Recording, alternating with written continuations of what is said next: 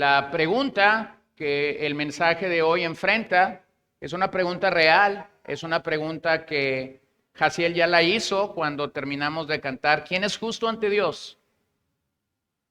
La respuesta rápida es nadie. Nadie es justo ante Dios. Nadie lo es. El hombre busca de alguna manera presentarse como moral, como recto, como ético, como hacedor de buenas obras, pero el Evangelio es tan claro, tan firme, tan convincente para nosotros. No hay un solo justo. Así que el pasaje de hoy bien puede ser considerado como una fotografía o una radiografía de la condición moral de la raza humana, de la condición moral de la raza humana. Se dice que en una ocasión un hombre se dirigía y traía conectado a su cinto este estuche con una cámara fotográfica. Yo sé que algunos de ustedes ni saben lo que es eso, pero en algún momento de la historia, cuando no había celulares y cuando un celular no tenía la capacidad de tomar fotografías, había un artefacto que se llamaba cámara fotográfica. Entonces este hombre traía una cámara fotográfica conectada a su cinto, ligada a su cinto y se acerca a un niño y le dice a él si podía tomarle una foto. Y cuando este hombre abrió su estuche, en vez de sacar una cámara fotográfica, él sacó una Biblia. No había cámara, había una Biblia en el estuche. Y entonces este hombre le dijo, te voy a regalar tu fotografía, y abrió la Biblia en Romanos 3, del 9 al 20. Porque esa es la fotografía de la raza humana. Esta es la fotografía no de Pablo, esta es la fotografía que Dios está tomando de la raza humana. Todos sin excepción estamos marcados por el pecado. Pablo va a declarar en este pasaje que ya sea judío o gentil, todos somos culpables ante Dios. Pablo de hecho ha llegado al clímax de lo que hemos venido hablando por 16 semanas. Este es el pasaje, Pablo ha venido desde Romanos 1 como subiendo en una montaña, y este es el pasaje donde Pablo finalmente va a conquistar la colina. Este es el pasaje donde Pablo finalmente va a concluir todo lo que anteriormente hemos dicho en 16 semanas. Entonces Pablo va a decir que el gentil es un pecador, que el judío es un pecador a pesar de su religiosidad o de su moralidad. Y Pablo va simplemente a decir, toda la raza humana, no importa cuál sea su linaje, toda absolutamente está bajo pecado. Entonces Pablo va a hacer tres cosas para ayudarnos a entender esto en los versos 9 al 20. Él va a acusar al pecador, él va a dar las pruebas por qué es que ese pecador está siendo acusado, y finalmente va a dar un veredicto. Nuevamente hemos estado en esta sala de un juicio a lo largo de Romanos.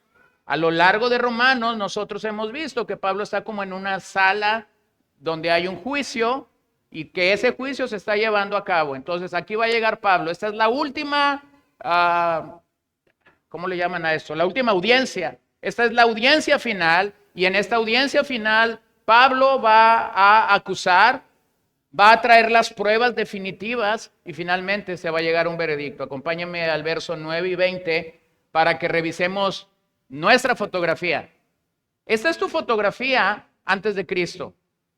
Esta es mi fotografía antes de que Cristo hubiera tenido misericordia de nosotros. Y si tú te identificas con que esta es tu fotografía esta mañana, entonces el mensaje para ti es claro: necesitas a un Salvador. Verso 9. Entonces, ¿qué? ¿Somos nosotros mejores que ellos? Recuerde que Pablo está hablándole a una comunidad donde hay judíos, y él está diciendo, ¿somos nosotros mejores que los gentiles? La respuesta es de ninguna manera, porque ya hemos denunciado que tanto judíos como griegos están todos bajo pecado. Diga conmigo, todos bajo pecado. Todos.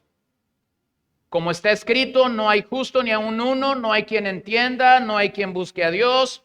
Todos se han desviado, a una se hicieron inútiles. No hay quien haga lo bueno. No hay ni siquiera uno. Sepulcro abierto es su garganta. Engañan de continuo con su lengua. Veneno de serpientes hay bajo sus labios. Llena está su boca de maldición y amargura. Sus pies son veloces para derramar sangre. Destrucción y miseria hay en sus caminos. Y la senda de paz no han conocido.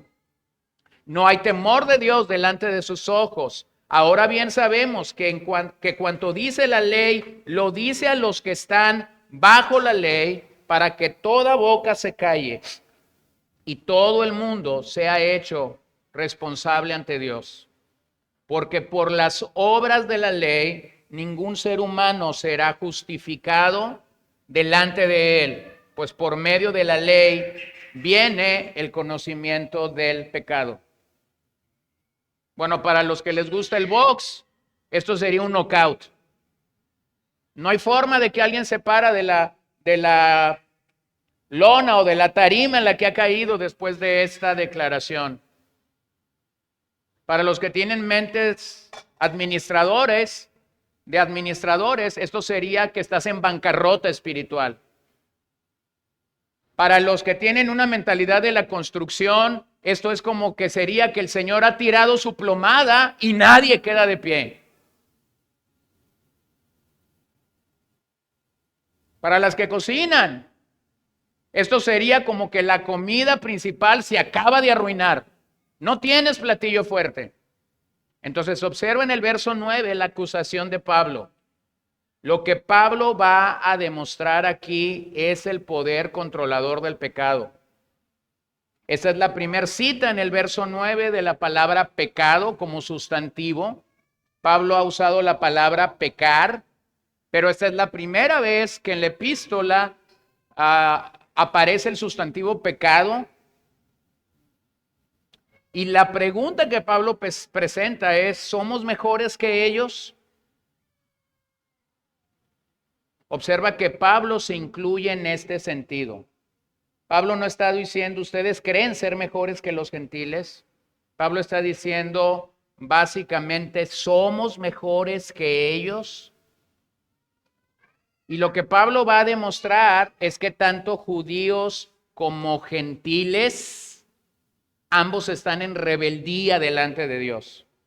Ambos se encuentran en un estado de rebeldía delante de Dios. Así que el pecado se presenta aquí como un poder que controla al ser humano.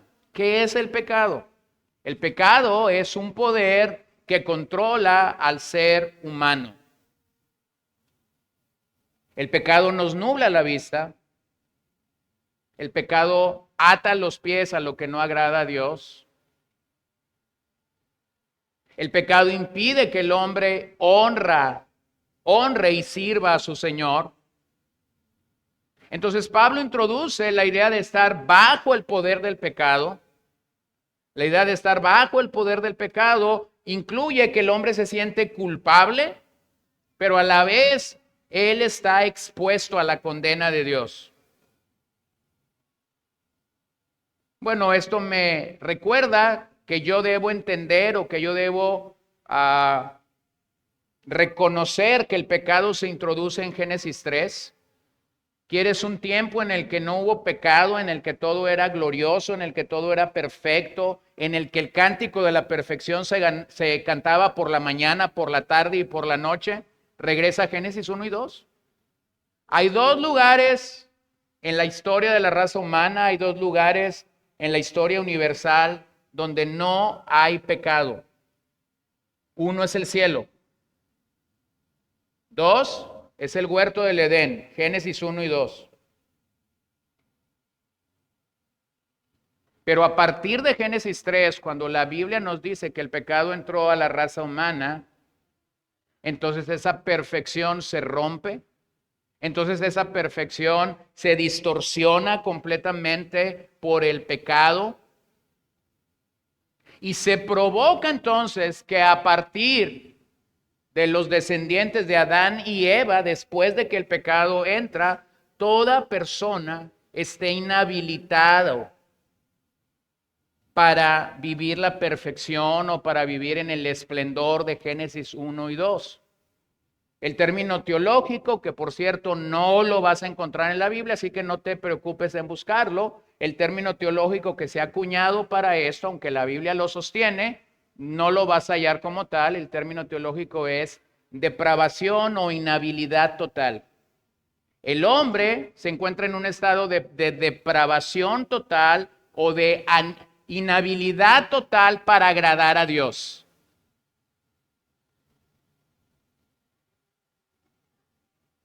La forma como eso se explica es que el pecado ha distorsionado todo en el ser humano.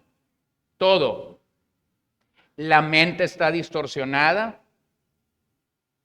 Las emociones están distorsionadas. La voluntad está distorsionada. El conocimiento está distorsionado. El comportamiento del ser humano está distorsionado. La sexualidad está distorsionada. No hay una sola área de nuestro ser que no haya sido distorsionada por el pecado. No la hay.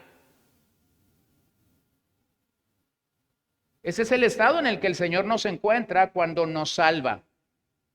¿Cuál es la solución para la distorsión del pecado en nosotros? Cristo. Y aunque este pasaje no lo dice, porque lo va a decir a partir del verso 21, a partir del verso 21, Pablo va a comenzar a explicar lo que es el Evangelio y lo que el Evangelio hace para nosotros. No lo explica aquí, pero lo tenemos que decir. La solución para la distorsión del pecado en la raza humana es Jesucristo, es Cristo, es la obra perfecta del Evangelio. Pero no te debe de quedar duda de que el pecado ha distorsionado todo en nosotros, todo absolutamente en nosotros. Déjame te regalo una ilustración que me parece sorprendente. Un predicador visitó la cárcel de máxima seguridad en el país de Angola. Algunos creen que esa es la cárcel de máxima seguridad en el mundo, no estoy seguro del dato. Se le pidió que compartiera el evangelio a un enemigo serial que está por enfrentar la pena de muerte. Este hombre pasa 23 horas en su celda y solo pasa 1 hora fuera de su celda para que le dé el sol y para que pueda caminar un poco. Pero de hecho, cuando lo sacan para que le dé el sol, este reo es tan peligroso que lo sacan enjaulado. Es decir, él sale en su propia jaula para evitar que pueda afectar a otras personas. El predicador tenía 1 sola hora para compartirle el evangelio. Así que este hombre estuvo moviéndose a donde el reo quiso moverse en su jaula, estuvo predicando el evangelio por 1 hora y lo que él dice es: pude ver su odio, pude ver su crueldad, pude ver su maldad. Cuando el predicador sale de prisión, le hacen la pregunta: ¿cuál es su conclusión? Esta es su conclusión, escúchala. Puedes enjaular al pecador y darte cuenta que el pecado sigue de pie. Buenos días, puedo decir amén, bajarme del púlpito e irme. Este es el mensaje. Puedes enjaular al pecador y el pecado va a seguir diciendo: aquí estoy, reino, al menos que Cristo venga y marque la diferencia. Al menos que Cristo venga y traiga la respuesta en el bendito mensaje del evangelio.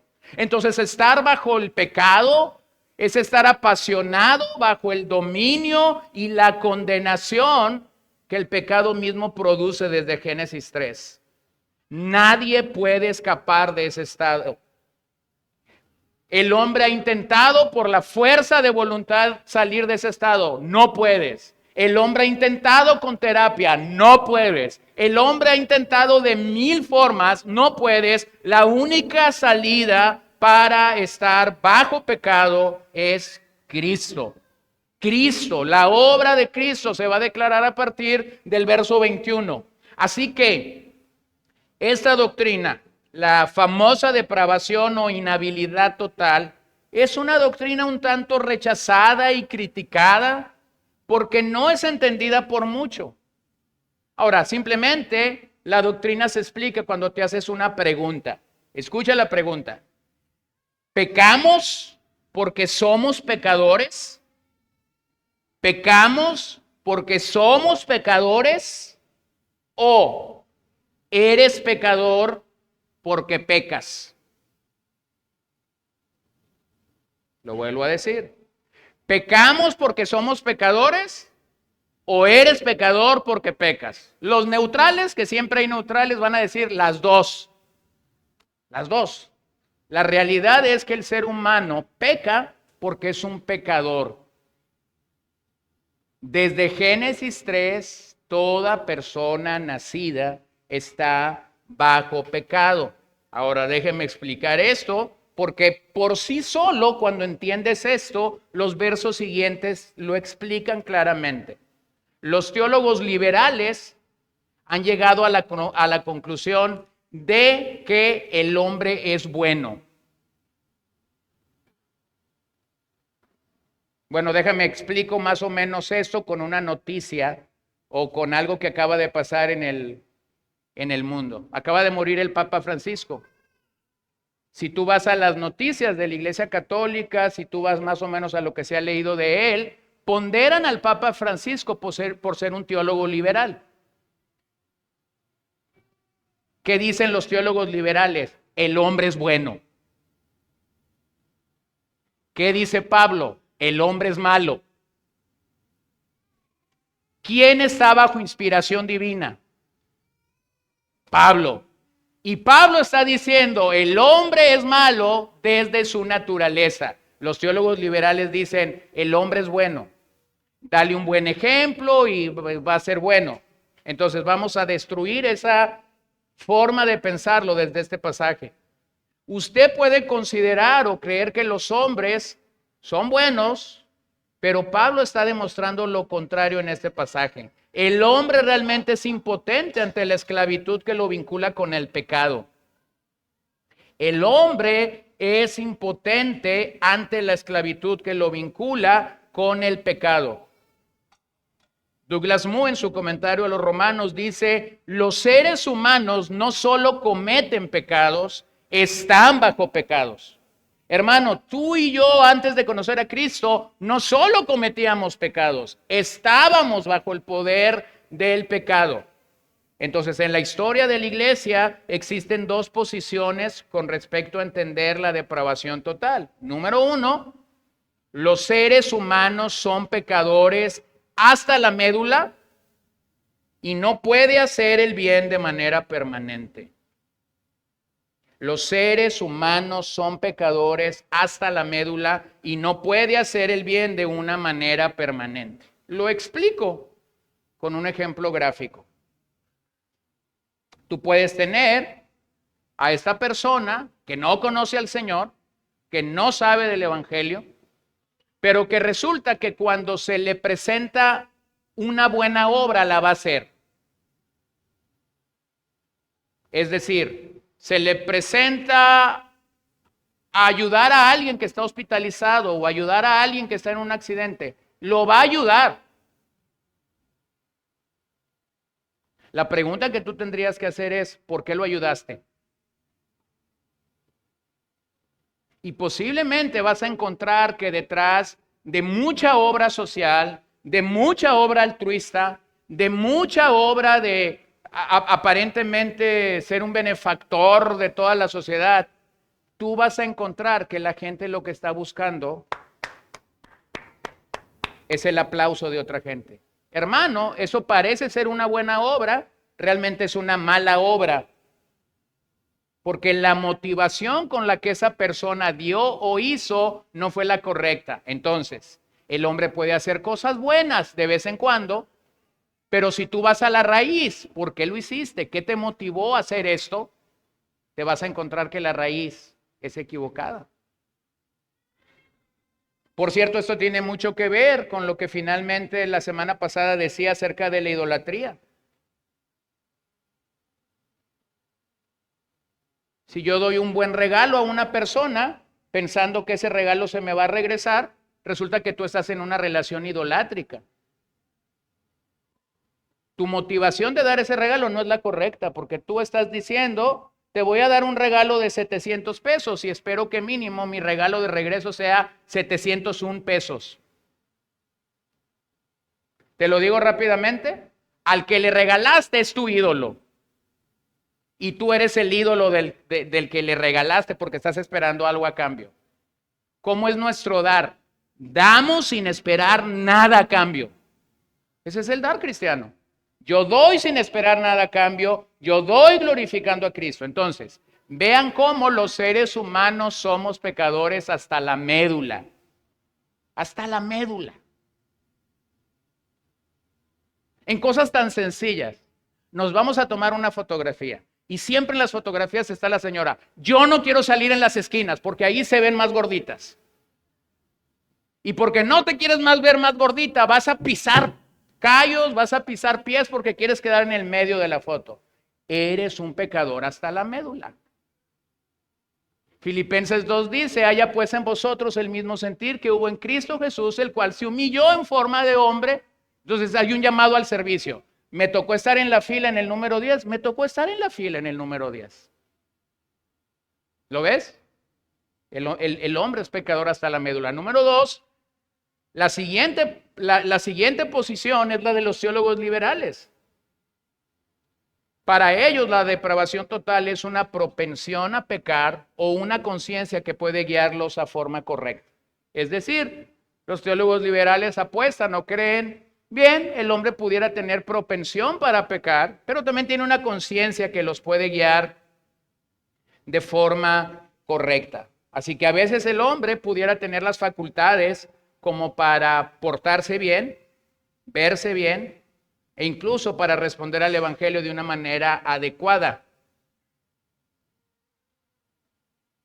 Nuevamente lo digo, el hombre puede tener comportamientos y acciones que lo califiquen como bueno, pero todavía en esos casos deberíamos preguntarnos cuál fue la posición, cuál fue la motivación. Mira cómo a lo largo de la historia el hombre ha tratado de dar respuestas al problema del pecado humano, pero esto es imposible sin Cristo. Los marxistas creyeron que el problema básico del ser humano era la desigualdad de la distribución de los bienes. Así que la solución era, hay que redistribuir la riqueza adecuadamente. El instrumento para ello fue el Estado, y en todos los estados de corte comunista o socialista que desde el siglo XX hemos tenido en el mundo, ellos no han podido solucionar el problema del pecado. Vean cómo los filósofos han intentado, los filósofos o los sabios creyeron que el problema real es la ignorancia, por lo que ellos buscaron a través del conocimiento dar las respuestas. Necesitamos más universidades, necesitamos maestrías, necesitamos doctorados, necesitamos diplomados, necesitamos, déjame te doy el dato, el siglo XX es el siglo más educado que la raza humana ha tenido y a la vez es el siglo más sangriento. Es el siglo que más gente ha matado. Conclusión rápida, mientras más educado fue el mundo, más sangriento fue. Entonces tampoco la respuesta es la filosofía. Los marxistas siguen teniendo estados pobres, los filósofos siguen teniendo gente educada que no es buena gente, porque de hecho se ha convertido en la gente más asesina a lo largo de toda la historia. Cuando Dios mandó a su Hijo, no lo mandó como un filósofo, no lo mandó tampoco como un político, lo mandó como un salvador. Porque lo que el mundo necesita no es mejor filosofía, lo que el mundo necesita realmente es un salvador. El mundo no puede hacer nada con su pecado, sino solamente la gracia de un salvador viniendo a nosotros. A pesar de todo lo que he dicho, se observa que Dios ha derramado una gracia común sobre la humanidad. ¿Qué es esta gracia común? Bueno, lo entendemos claramente en la Biblia. Llueve sobre justos y sobre injustos. Sale el sol cada mañana sobre los rectos y sobre los injustos. El Señor da capacidad para que los pecadores y los santos puedan salir a trabajar y puedan ser fortalecidos. Esa gracia en común que la raza humana tiene el día de hoy no lleva o no alcanza para ser salvo. Se requiere una gracia especial para la salvación. Entonces, muchos pecadores están colgados de la gracia común porque dicen, Dios me ha bendecido. Si así portándome tan mal como yo me porto, Dios me da dinero, Dios me da trabajo, Dios me da casa, Dios me da vacaciones. No entiende el evangelio, ¿lo ven? Y Pablo está por mostrarnos claramente cuál es la situación. Así que la esencia del pecado es la impiedad. La esencia del pecado es la impiedad. ¿Qué es la impiedad? Bueno, impiedad se define como Dios no está en tu agenda. Dios no está en tu agenda. Cuando una persona es impía, lo que define esa impiedad es que Dios mismo no está en su agenda. Dios no está en la mesa, Dios no está en su conversación, Dios no está en su trabajo, Dios no está en su cartera, Dios no está en la cuenta del banco, Dios no está en nada. Porque cuando Él gana dinero, Él no dice gracias Dios, Él dice qué fregón soy. Ay, perdón. Pero esa es la realidad. ¿Lo das cuenta? El hombre come y dice, la esposa dice, qué buena me salió la comida. Y el hombre dice, para eso salgo a trabajar todos los días. Eso es impiedad. Y nosotros tenemos algo de impíos. Nosotros tenemos algo de impíos. Nosotros nos sentamos a veces y comenzamos desesperados a comer. Luego llega el niño chiquito de 3 años y pregunta, ¿ya oramos? Y simplemente el niño es un enviado de Dios recordándote tu impiedad.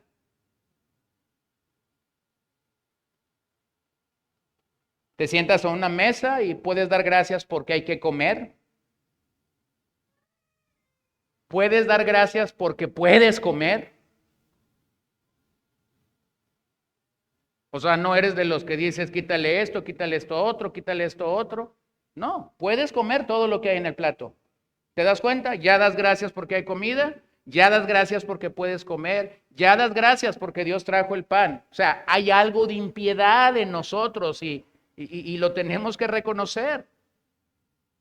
Pero la realidad de esta impiedad es que el pecado o el hombre irredento, es decir, el hombre que no tiene a Cristo como su Salvador, es un especialista en ocupar el trono que solo le pertenece a Dios. El hombre sin Dios se ha convertido en un especialista para ocupar el trono que solo le pertenece a Dios. Decía el doctor J. Packer acerca de esta doctrina, nadie es tan malo como podría serlo. Nadie es tan malo como podría serlo. Por otra parte, ninguna de nuestras acciones es tan buena como debería de serlo. ¿Lo ven? Ninguna de nuestras acciones. Entonces, tenemos la acusación. Todos estamos bajo pecado. Ahora vamos a darnos cuenta de las pruebas que Pablo presenta aquí en el verso 10-18. Pablo va a citar las escrituras de una manera magistral del verso 10 al 18 para que el judío entendiera que todo lo que él está diciendo tiene su base en el Antiguo Testamento. De hecho, Pablo va a formar como una cadena de perlas conectando verso tras verso del Antiguo Testamento para mostrar el pecado de la raza humana. Yo no tengo tiempo de leer todas esas citas. Yo dejé esas citas para que ustedes puedan ver que todo lo que Pablo está diciendo aquí son 5 citas de los Salmos, una cita de Eclesiastés y una cita de Isaías. De hecho, el pastor leyó un salmo y la cita de Isaías. Y lo que Pablo va a mostrar con esta cadena de perlas es que hay tanto evangelio en el Antiguo Testamento. Hay tanto evangelio en el Antiguo Testamento que lo que Pablo está haciendo es simplemente recoger estas perlas y unirlas en una cadena para poder entender la condición moral de la raza humana. De esta manera, Pablo sella su argumento sobre el pecado en la autoridad final de la Biblia. Observa eso. Pablo está sellando su argumento diciendo, la Biblia dice, como está escrito, lo dice, como está escrito. El pecado, esta es la forma como el pecado se ve desde la autoridad de las Escrituras del Antiguo Testamento. Y vamos a encontrar un solo hilo en estos versos que sancionan su carácter, sancionan su hablar y sancionan la conducta del ser humano. Usted puede leerlo y es interesante que destaque la repetición de las palabras ni uno y todos. En esos versos 10 al 18, la palabra ni uno y todos se repite en varias ocasiones. Entonces, lo que quiero que veas es que Dios y no el hombre es el testigo final de nuestra culpabilidad.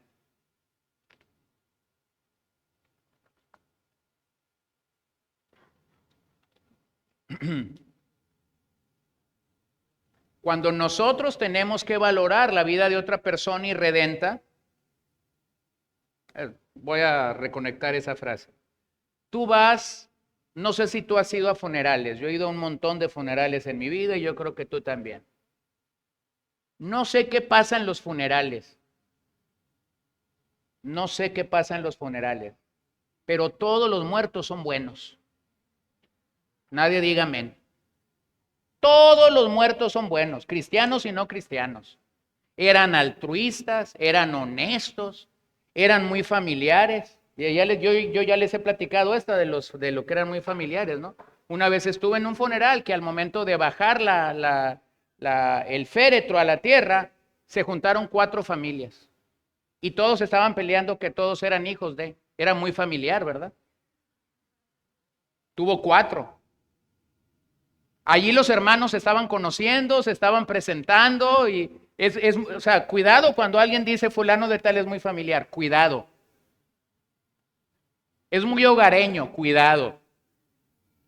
Entonces, lo que quiero que veas es, hay una conexión en el ser humano que cuando alguien llega al final de su vida, podemos dar comentarios y veredictos y usted sabe, las historias circulan en una sala de funeraria o en una casa o debajo de un árbol, no sé dónde está el difunto ya presente. Las historias entre las tazas de café, el menudo y los tamales que salen, comienzan a circular y no hay gente mala en un funeral. Pero si el Señor llegara y predicara allí y diera su sentencia, la sentencia es, todos están bajo pecado. Todos están bajo pecado. Este es el veredicto de Dios. Nuestra culpabilidad es latente. El tiempo verbal en estos pasajes, en el original, subraya la continuidad y la permanencia. Es decir, el hombre no puede erradicar que estar bajo pecado lo hace tener un comportamiento continuo y permanente dado al poder del pecado. Pero a la vez Pablo va a demostrar que el único que puede juzgar de manera justa es Dios. Es Dios. Por eso lo que está de pie en el entendimiento de Pablo lo dijo en el capítulo 2, sea Dios veraz y sea todo hombre, ¿qué? Mentiroso. Nuestra valoración de otro ser humano puede fallar, porque ese ser humano pudo esconder su pecado hacia nosotros. Entonces nosotros decimos es bueno, pero Dios dice no, no es bueno, está bajo pecado. ¿Lo ven? Hay 7 efectos del pecado en este pasaje. Los voy a presentar como lo que ustedes tienen ahí con una declaración. Número 1, nuestra posición legal está afectada. Nuestra posición legal está afectada ante Dios. ¿De dónde viene eso? De la frase que Pablo está diciendo, no hay un solo justo. Tu posición legal está afectada por el pecado. Tú no puedes llegar con el Señor y decir, trátame bien porque soy justo. Tú no puedes llegar con el Señor y decirle, trátame bien porque llegué temprano a la iglesia. O trátame bien, Señor, porque hice esto para mis hermanos. No, nuestra posición legal está afectada por el pecado. Número 2, nuestra mente está afectada por el pecado. Nuestra mente está afectada por el pecado. Dice Pablo, no hay quien entienda. Es decir, el entendimiento está afectado por el pecado. Se lo demuestro rápidamente. Tú estás compartiéndole el evangelio a una persona. Tú vas como Pablo, vas subiendo a la montaña y vas verificando que las cosas vayan bien. ¿Entiende usted esto, señora? Sí. ¿Le ha pasado esto? Sí. ¿Le gustaría? Sí. Entonces tú dices, vamos viento en popa, vamos, vamos, vamos. Llegas a la cima y cuando llegas a la cima dice, ¿usted quiere ser salvo? No. Porque no entiende. No entiende. Está muerto espiritualmente. No hay forma de entender porque el pecado ha afectado la mente del pecador. No entienden, dice Pablo. Número 3, nuestros motivos han sido afectados por el pecado. Nuestros motivos, nuestras motivaciones. Dice Pablo aquí, no hay quien busque a Dios. No hay quien lo busque. Número 4, nuestras voluntades están afectadas por el pecado. Todos se han desviado. Observen ese énfasis de Pablo. Todos se han desviado.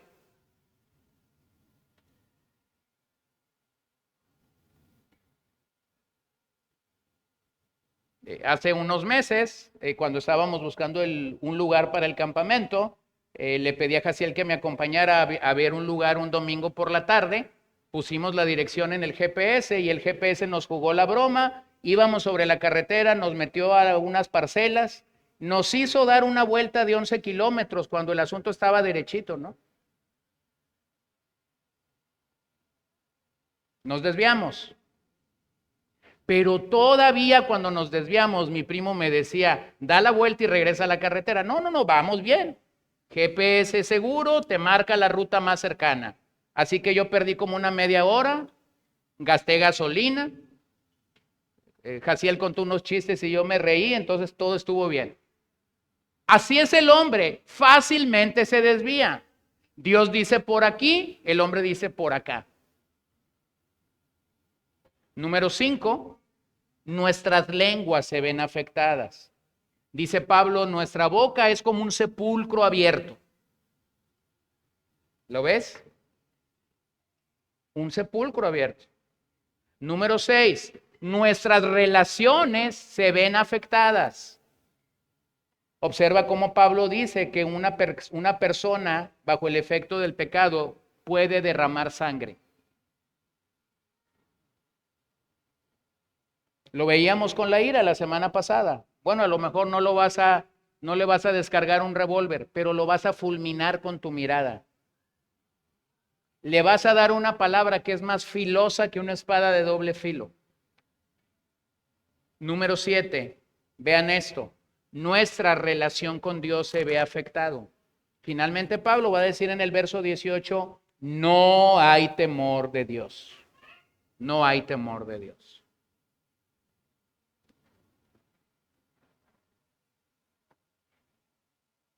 Entonces yo no puedo coincidir con los teólogos liberales cuando ellos dicen el hombre es bueno. Porque lo que Pablo me está diciendo es que mi posición legal se vio afectada, mi mente se vio afectada, mis motivos están afectados, mi voluntad está afectada, mi lengua está afectada, mis relaciones están afectadas y finalmente mi relación con Dios está afectado. Yo necesito un Salvador y yo no puedo hacer nada. Entonces Pablo va a presentar rápidamente 14 cargos, si lo vemos de uno por uno. 14 cargos que Pablo está presentando en este juicio. Número 1 dice, no hay justo. Eso ya es una declaración, no hay justo. Pero luego vean el énfasis de Pablo, ni aún qué, ni aún uno. Vean ese énfasis en el original es muy fuerte. Y regreso al Salmo 14, 1 al 3, que es de donde Pablo está citando, el necio ha dicho en su corazón no hay Dios. Todos se han corrompido, han cometido hechos abominables, no hay quien haga el bien. El Señor ha mirado desde los cielos sobre los hijos de los hombres para ver si hay alguien que entienda, alguien que busque a Dios, pero todos se han desviado, a una se han corrompido. No hay quien haga el bien, no hay ni siquiera uno. Uno.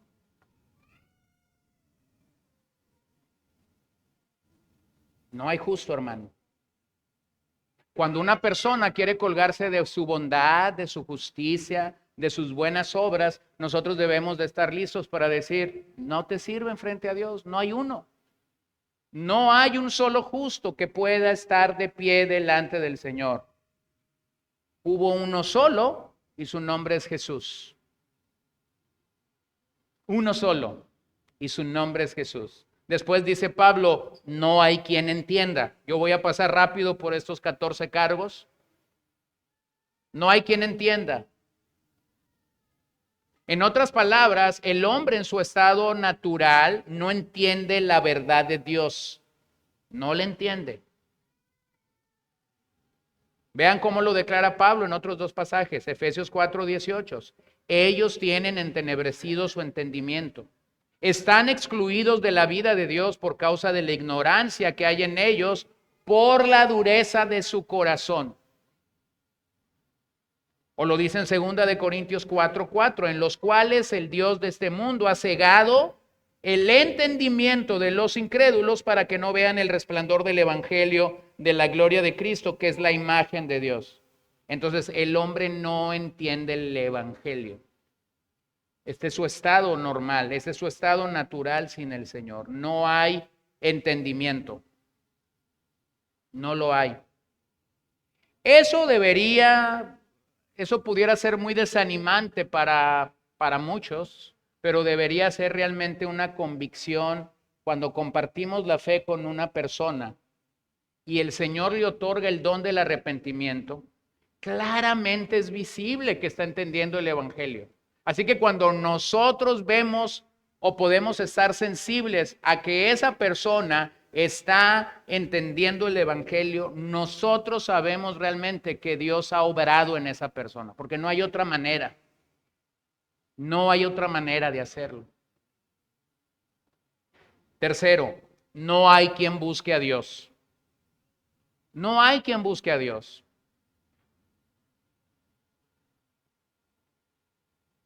Mira, hermanos, una y otra vez lo vemos. El hombre que aparentemente busca a Dios, muchas veces lo que está buscando es la bendición de Dios, no a Dios.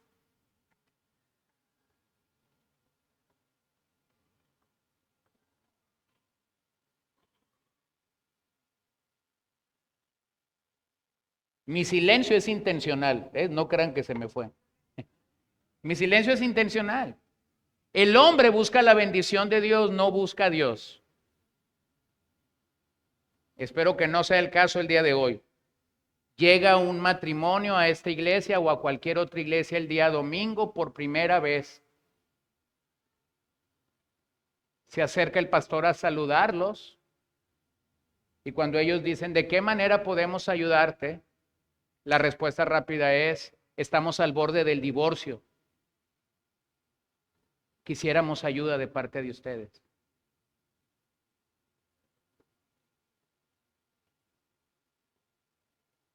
¿Están buscando a Dios o están buscando la bendición de Dios?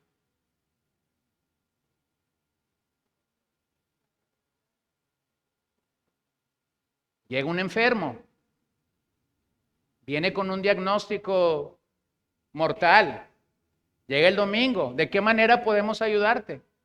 Vengo enfermo. Bueno, mi Dios sana. Pero resulta que hemos orado por gente a la que Dios ha querido mostrarle la misericordia de sanidad y siguen dando vuelo y siguen dándole vuelo a la hilacha. La gente viene comúnmente por la bendición de Dios y no por el Dios de la bendición. Entonces, miren, me pasa comúnmente en consejería. A veces tengo que aconsejar a gente que es no cristiana. Y muchas de esas consejerías van a terminar en la sesión 1. Porque en la sesión 1 les voy a explicar el evangelio y les voy a decir, ni soy psicólogo, ni soy mago, ni soy hechicero, ni soy adivino, ni tengo una varita mágica para solucionarte el problema. Mi solución es bien sencilla. Eres un pecador que necesitas a un gran salvador. Te pregunto. Algunos se espantan. Otros creen. ¿Ven la diferencia? No hay quien busque a Dios, Pablo lo está diciendo. Eso nos permite reconocer que para que el hombre busque genuinamente a Dios, primero Dios tuvo que obrar en el corazón de esa persona de una forma inexplicable, porque la regeneración y el nuevo nacimiento es un milagro de Dios. Es un milagro de Dios. ¿Qué tendría yo que explicarle regresando al ejemplo del matrimonio? ¿Qué tendría yo que explicarle a este matrimonio? Que su matrimonio está en bancarrota porque los efectos del pecado están siendo visibles, aunque ellos ni siquiera sepan qué es eso.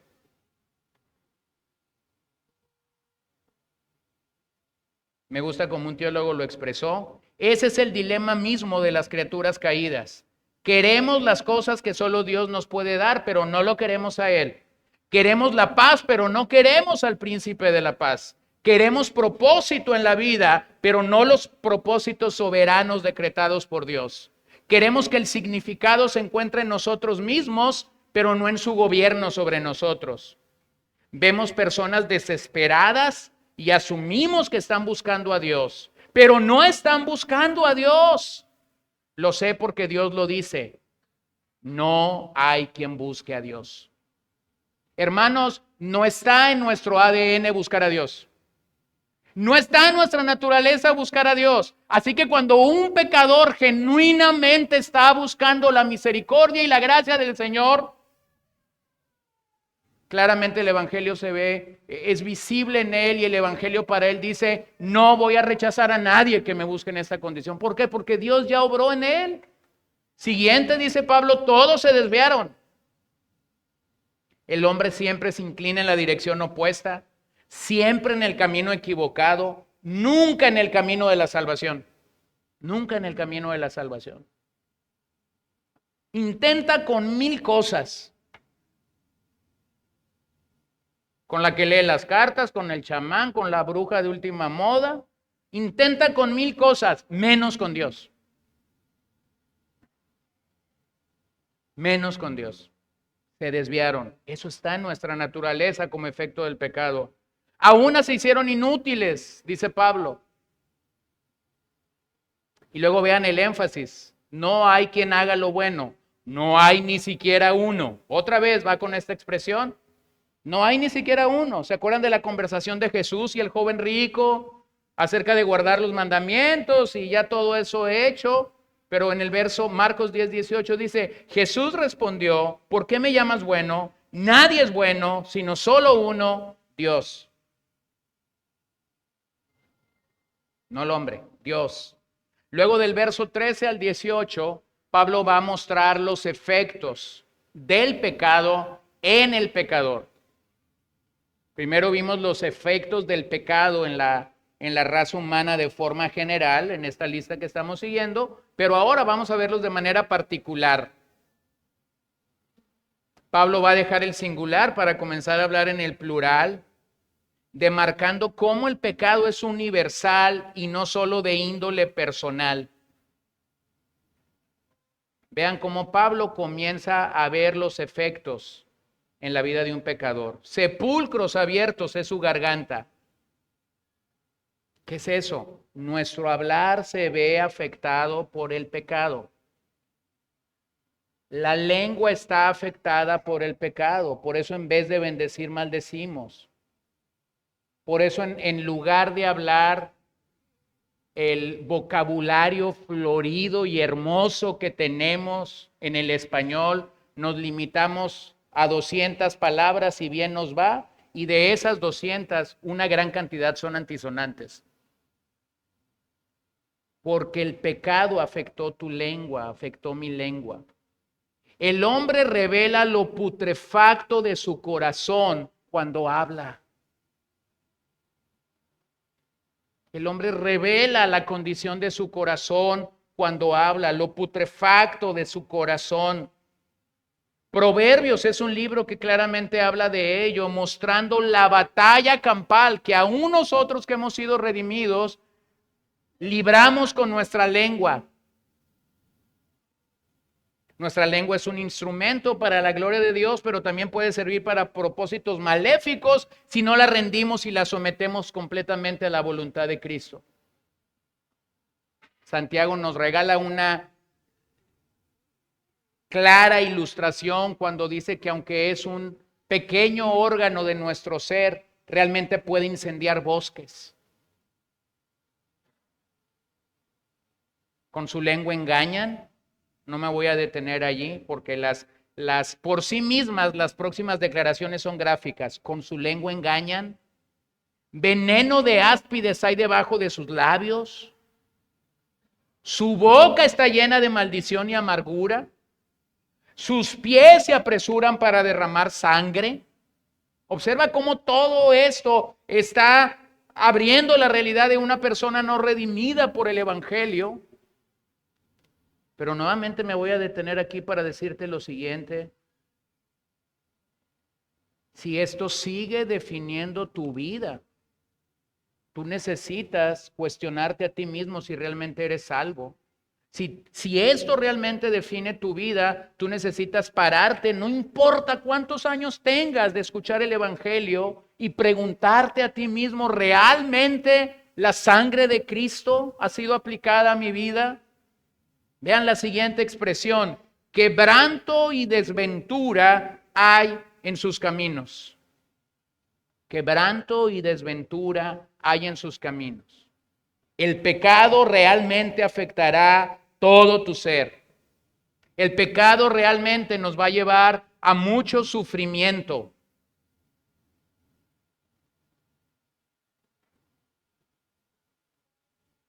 Y luego dice Pablo, y no conocieron la paz. No conocieron la paz. Observe cómo Pablo viene presentando aquí cómo el cuerpo de manera total está involucrado en un rechazo por el Creador, cómo los órganos de nuestro cuerpo están afectados por el pecado. Cuando en las Escrituras podemos definir que el cuerpo es un instrumento para servir y glorificar a Dios, jamás para afectar y destruir a otras personas.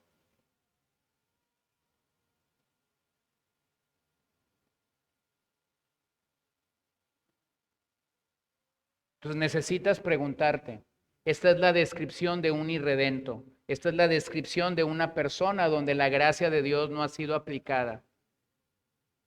Pero vuelvo a decirlo, si esto te describe a ti, tú necesitas un encuentro real con Cristo, no con la religión.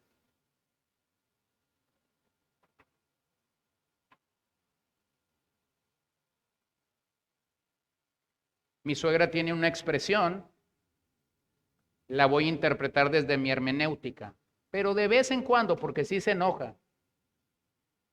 Y de vez en cuando se enoja, ella usa la expresión cabezón. Entonces, si tú no has entendido Romanos 3, cabezón.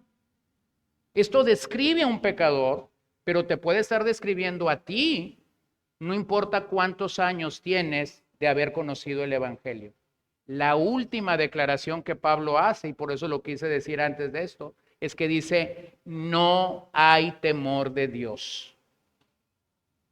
Y esto realmente pudo haber estado al principio, pero Pablo lo deja al final para amarrar todo esto. Esta es la raíz. ¿Por qué pecamos? Porque no hay temor de Dios. ¿Por qué mentimos deliberadamente? Porque no tememos al Señor. ¿Por qué la lascivia nos domina? Porque no tememos al Señor. ¿Por qué la maledicencia nos domina? Porque no tememos al Señor. No hay temor de Dios. Y porque no hay temor de Dios, vamos a hacer cualquiera de las descripciones que Pablo ha señalado aquí. Esta es la raíz. Esta es la raíz. La expresión no hay temor de Dios simplemente define que podemos actuar como si Dios no existiera. Cuando tú mientes a una persona, tú estás viendo a esa persona y aunque tú sabes que estás mintiendo y le estás diciendo una mentira a esta persona, ¿qué crees? Dios está ahí. Cuando tú estás juzgando a alguien y con tu boca lo estás destruyendo, tu mayor testigo no es esa persona, es Dios. Si nosotros fuésemos conscientes de lo que los reformadores dijeron a través de la expresión coram deo, es decir, no hay nada que nosotros hacemos donde Dios no está presente, nos detuviéramos a pensar un poquito si lo hacemos. Pero como no hay temor de Dios, pensamos que podemos escondernos de Dios y que Dios nunca se va a enterar. Mira lo que dice Salmo 36:1. La transgresión habla al impío dentro de su corazón. No hay temor delante de sus ojos. Wow. La transgresión habla a mi corazón y me dice, hazlo. No vas a dañar a nadie. Adula a esta persona, nadie te está viendo. Halaga a esta persona, logra el objetivo que quieres con esta persona. Miente, roba, engaña, intriga, no hay problema. Hermano, sí hay problema, Dios te está viendo. Y si tú actúas de manera equivocada, tú estás actuando sin temor de Dios en tu vida. Por cierto, recordemos lo que es el temor de Dios. ¿Qué es el temor a Dios o qué es el temor de Dios? Primero, es un sobrecogimiento de su grandeza. Alguien que teme a Dios entiende la grandeza de Dios, entiende lo grande que es Dios en su vida y por otro lado, siente terror por violar su ley.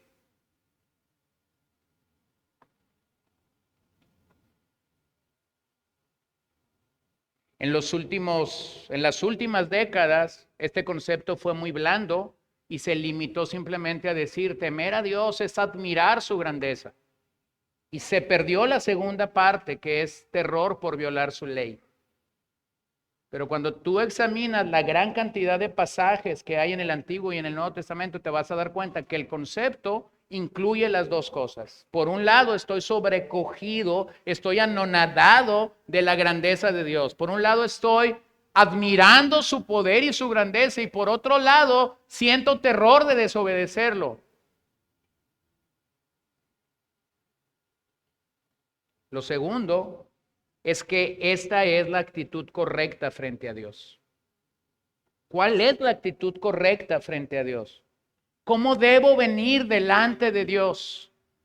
¿Cómo tú y yo deberíamos venir delante de Dios? A veces la gente dice, ¿cómo debo vestir para ir a la iglesia? ¿Cómo me debo peinar para ir a la iglesia? ¿Cómo debo llegar para ir a la iglesia? Aquí está el mejor vestido. Teme a Dios. Llega con una actitud de temor a Dios. Esa es la mejor forma de vernos delante de Dios.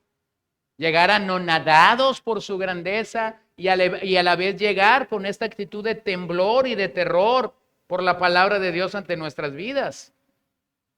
Entonces Pablo está demostrando que la superioridad de conocimiento que los judíos tenían no salvaba, la superioridad de conocimiento que los judíos tenían no los corregía, porque ellos seguían siendo pecadores al igual que los gentiles. Así que todo lo que Pablo ha declarado simplemente afirma una cosa, la universalidad del pecado. Tanto judíos como gentiles, todos están bajo el peso del pecado. Si dejáramos caer la plomada de Dios ante este pasaje, ninguno puede sostenerse de pie. Pero la conclusión es, el mundo entero necesita el evangelio. Lo necesitaba Pablo camino a Damasco en Hechos capítulo 9. Lo necesitaban los judíos, aunque ellos creían ser el pueblo elegido de Dios. Lo necesitaban los gentiles. El evangelio y el pecado. Bueno, el pecado aquí, más tarde Pablo va a decir que el evangelio está dado para todas las naciones, mostrando la belleza y la grandeza de ese evangelio para todos. Así que Pablo está diciendo que tanto judíos como gentiles, todos están condenados. Su justicia no les puede salvar. Solo Cristo puede salvarles. Sus bocas están cerradas por su culpabilidad. Y nuestras bocas, hermanos, estaban cerradas por nuestra culpabilidad delante del Señor en algún momento de la vida. Pero cuando la gracia nos visitó, cuando el Señor nos visitó, esas bocas no pueden permanecer cerradas por la culpabilidad. Esas bocas tienen que ser abiertas para testimonio. Observe el cambio que hay en la obra de gracia. Las bocas cerradas ante la culpabilidad se abren por cuestión del testimonio de este evangelio. Así que Pablo está hablando en estos versos del poder alienante del pecado. Ese poder alienante nos habla de que el hombre piensa solo en sí mismo y solo en su gratificación personal, pero ese no es el mejor estado y la mejor condición del hombre. El pecado hace que nuestros afectos se desvíen totalmente, impulsándonos a adorar. Escucha bien eso. Esto retrata a la sociedad de nuestros días. El pecado nos impulsa a adorar las relaciones. Hola.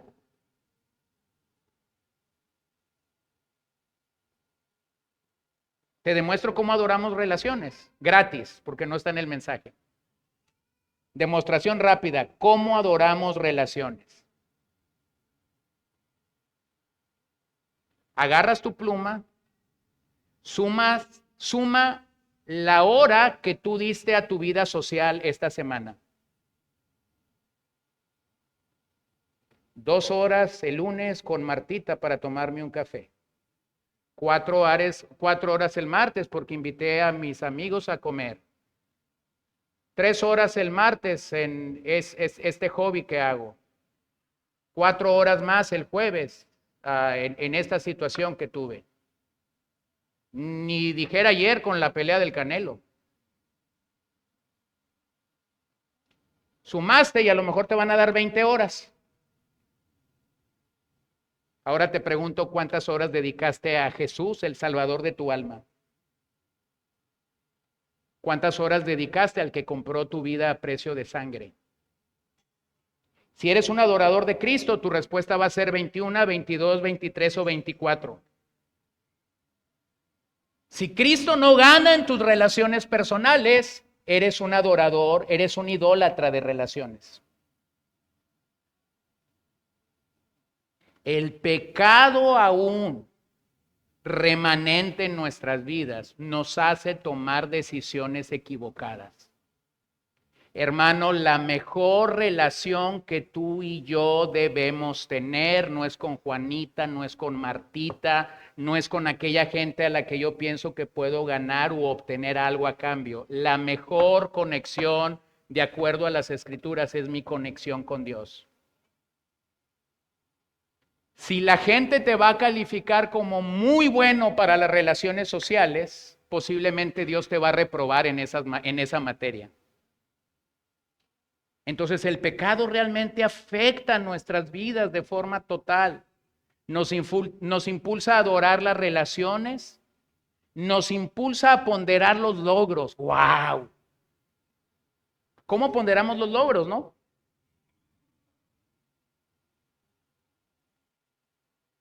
Yo tengo otro retrato de los logros.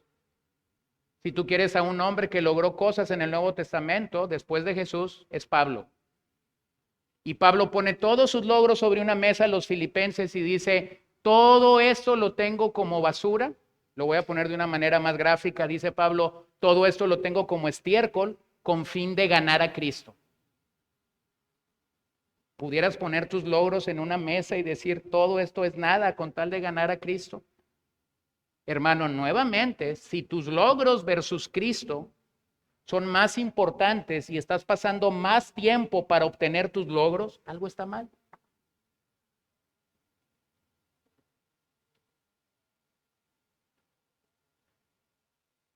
¿Qué es lo que quiero que reconozcas a través de estos dos últimos ejemplos? La impiedad de nosotros.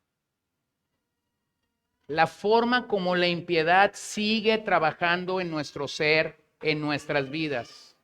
Y por eso es que siempre necesitamos examinar nuestras vidas. Termino en el verso 19 y 20 con el veredicto de Pablo. Ahora bien, sabemos que en cuanto dice la ley, lo dice a los que están bajo la ley, para que toda boca se calle y todo el mundo sea hecho responsable ante Dios. Porque por las obras de la ley ningún ser humano será justificado delante de él, pues por medio de la ley viene el conocimiento del pecado.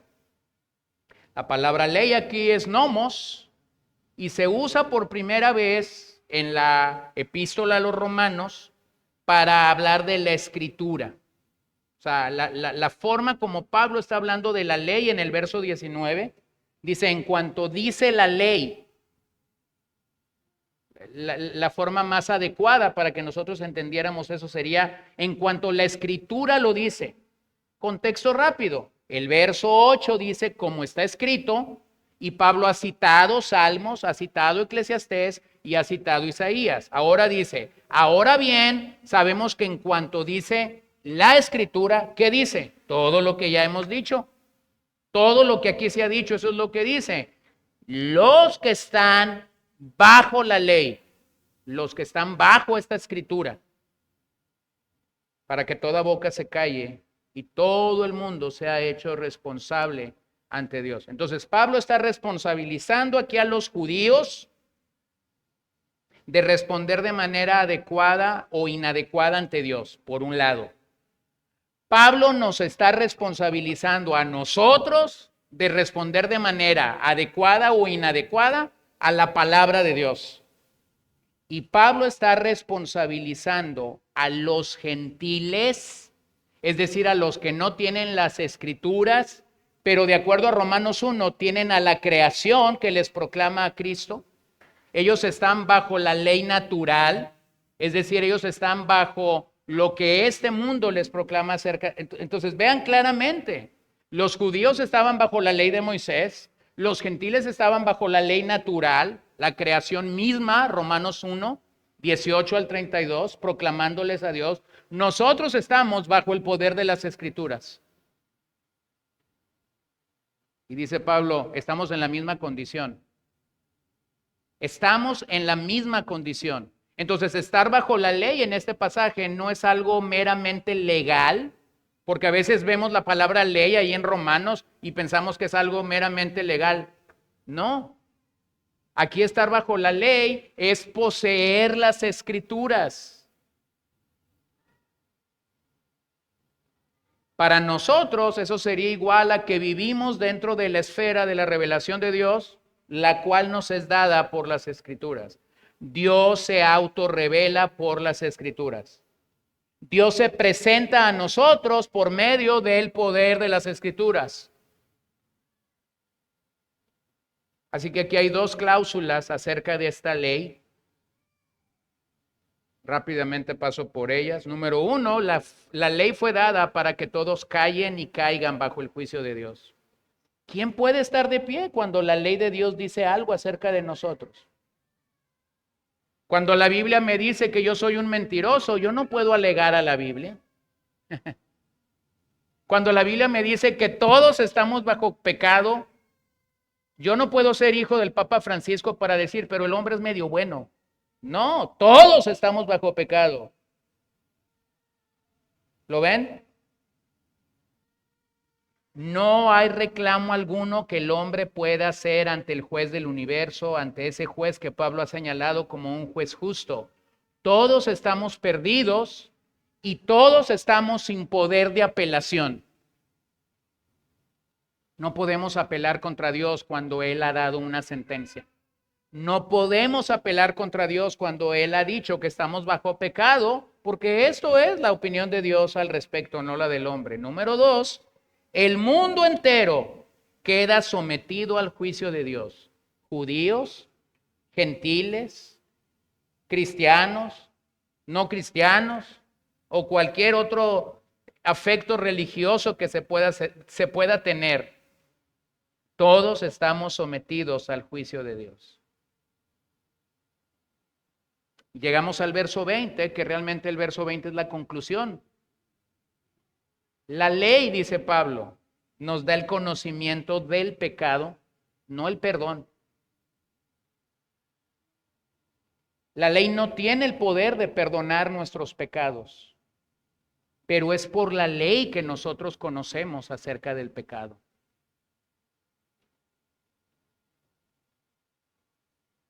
No hay intento alguno que nosotros podamos hacer para alcanzar la salvación. No hay intento alguno. No es redistribuir los bienes. No es más conocimiento. No es más moralidad. No hay intento alguno que el hombre pueda hacer para obtener salvación si no es por medio de Cristo. Mira lo que Pablo va a decir, Romanos 7. ¿Qué diremos entonces? ¿Es pecado la ley? De ningún modo. Contrario, yo no hubiera llegado a conocer el pecado si no hubiera sido por medio de la ley. Porque yo no hubiera sabido lo que es la codicia si la ley no me hubiera dicho, no codiciarás. Bueno, posiblemente el pecado de Pablo era la codicia. Posiblemente no es tu problema.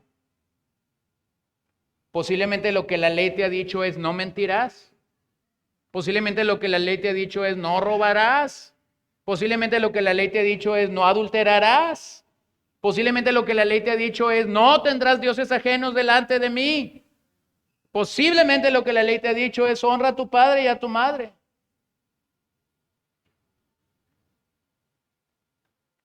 Pero el pecado, aprovechándose del mandamiento, produjo en mí toda clase de codicia. Porque aparte de la ley del pecado, está muerto. La ley del pecado. Se introduce un término muy rico en esa expresión, pero no es otra cosa sino estar bajo el pecado, bajo el dominio del pecado absoluto en nuestras vidas. En un tiempo yo vivía sin ley. Vivía sin el poder de las escrituras sobre su vida. Pero al venir al mandamiento, el pecado revivió y yo morí. Y este mandamiento que era para vida, a mí resultó para muerte. Porque el pecado, aprovechándose del mandamiento, me engañó y por medio de él me mató. Oh, hermano, yo quisiera decirte esta mañana que no vamos a tener problemas con el pecado el resto de nuestras vidas, pero lamentablemente no te lo puedo decir. Lamentablemente tengo que decirte que algo de esta fotografía, algo de esta radiografía que Pablo nos da aquí de un irredento, queda marcado en nosotros. Este sentido de impiedad o este sentido, como algunos lo llaman, pecado remanente, el pecado residuo que ha quedado en nuestras vidas, de vez en cuando va a salir a pasear. Las obras de la ley a la que Pablo finalmente va a referirse aquí no son otras cosas sino la obediencia a la ley. Obras aquí no tiene que ver con caridad o comportarte bien. Las obras de la ley específicamente en este pasaje significa obedecer la palabra de Dios, obedecer la ley de Dios. Pablo se refiere enfáticamente en Gálatas a ello. Pero no es como pelear las obras aquí como nosotros las traducimos o las imaginamos el día de hoy. Simplemente obras de la ley es obedecer la palabra de Dios. Y Pablo dice que el hombre es justificado Ese término, dikaios, que ya hemos explicado, es algo, no significa que el hombre es inherentemente justo o bueno. Significa que al hombre se le dio una nueva posición por causa de la persona y de la obra de Cristo. Si tú no eres un seguidor de Cristo, si tú no eres un discípulo genuino de nuestro Señor Jesucristo, y esto te describe a ti clara, nítida y perfectamente, estás aquí no por obra del destino. Estás aquí porque el Señor te quiere regalar tu propia fotografía y te quiere decir, así es como yo te veo.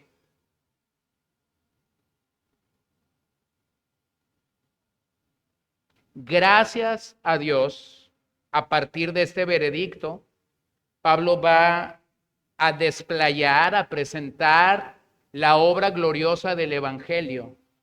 Pero para que esa obra gloriosa sea entendida nítidamente en nosotros, primero Pablo tuvo que poner el telón negro de fondo.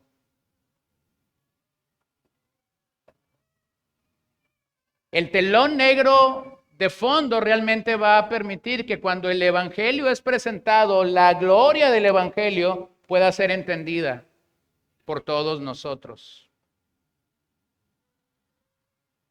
Por ese telón negro que Pablo ha presentado desde Romanos 1:1 hasta el 3:20 es que podemos contemplar la belleza y la maravilla de lo que Dios hace por pecadores que vienen a Cristo. Antes de dar la esperanza y la libertad de las buenas nuevas, debemos recordarle al pecador las malas nuevas. Somos pecadores y necesitamos la ayuda de un gran Salvador. Y yo solo voy a introducir el sermón de la semana que viene.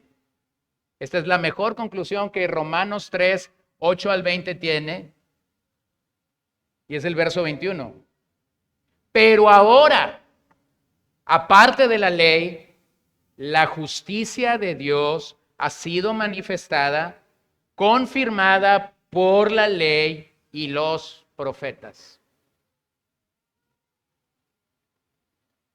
Tú y yo realmente deberíamos estar tan agradecidos por esas dos palabritas que inician el verso.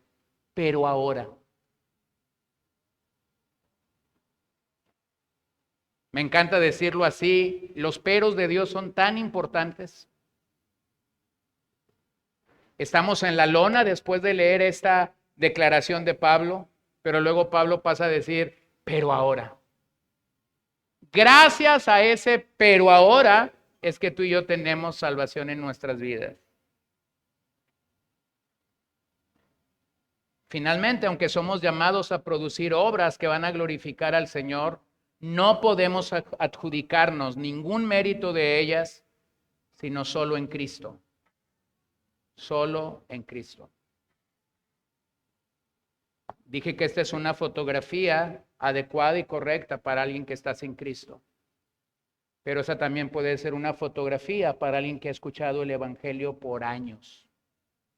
Y nuevamente insisto, y mi oración al Espíritu Santo esta mañana es que si esto te sigue definiendo a ti, puedas correr a Jesús. Puedas correr a Jesús. Podemos encerrar al pecador en la prisión de mayor seguridad en el mundo y todavía el pecado va a seguir vivo y coleando mientras Cristo no llega y hace su obra máxima en nuestros corazones. Señor, te damos gracias esta tarde por tanto amor y misericordia derramado para con nosotros a través de este pasaje. A pesar de que es una palabra dura, a pesar de que son descripciones tan gráficas, tan vívidas, tan nítidas, que nos muestran y nos enseñan claramente cuál es el veredicto de Dios a la raza humana, no la opinión de los hombres, no la recomendación de un psicólogo, no la ayuda de un coach, no, este es el veredicto de Dios, todos absolutamente estamos bajo pecado.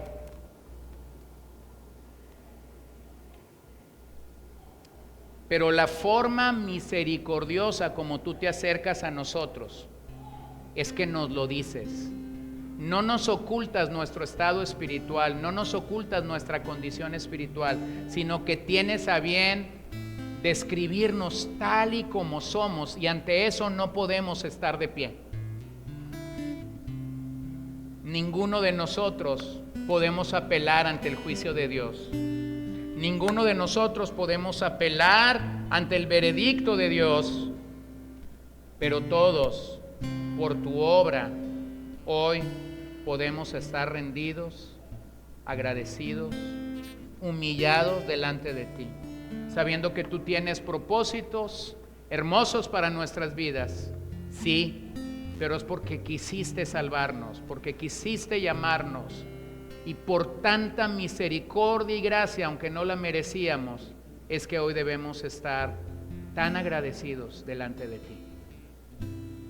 Le invito a estar sobre sus pies para terminar.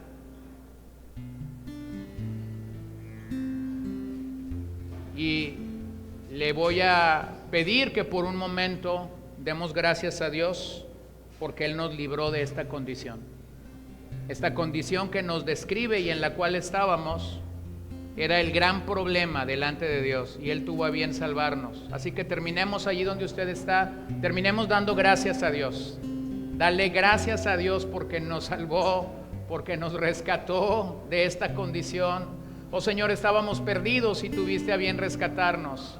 Estábamos ciegos y nos diste vida. Estábamos muertos en nuestros delitos y pecados, hundidos, sin esperanza alguna, y tuviste a bien rescatarnos. Señor, que nunca perdamos de vista y que nunca olvidemos que esa condición de la cual no podíamos hacer nada, tuviste a bien rescatarnos. Y yo pido que mientras tu palabra es disipada, tu palabra puede ser comunicada a otros, nosotros podamos reconocer que este evangelio del cual hemos sido receptores no es algo que podemos monopolizar, sino es algo que tenemos que compartir con propios y extraños. Y esta obra de gracia que tú hiciste en nuestras vidas y en nuestro corazón, yo pido que también sea disipada por nosotros a otros. Oro, Señor, que mientras entendemos la forma como el pecado nos afectó, podamos entender la naturaleza del pecado en la vida de otros y podamos tener misericordia para compartir tu evangelio con más y más personas. Pedimos todo esto en tu nombre y te damos gracias porque finalmente hemos llegado al punto de reconocer: sea Dios veraz y sea todo hombre mentiroso. Pedimos todo esto en tu nombre y te damos gracias, Señor. Amén.